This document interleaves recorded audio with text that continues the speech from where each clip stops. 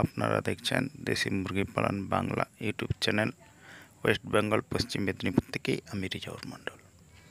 আজকের বিষয় মুরগির ঝিমানো রোগের কারণ চিকিৎসা।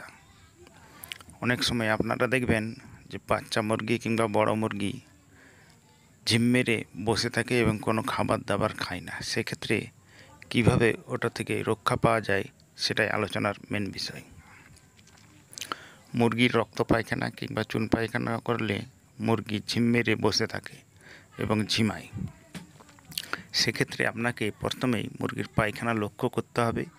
যদি দেখেন পায়খানার সমস্যা, তাহলে পায়খানার ওষুধ দিবেন ড্রোয়াপিম কিংবা সুপার কক্স।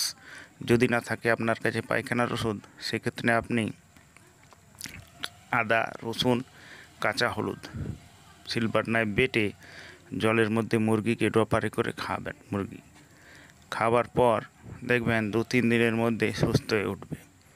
এবং সবথেকে যেটা বেশি গুরুত্বপূর্ণ বিষয় হচ্ছে মুরগি নোংরা জল খাবার জন্যেই এই ধরনের সমস্যাগুলো হয়।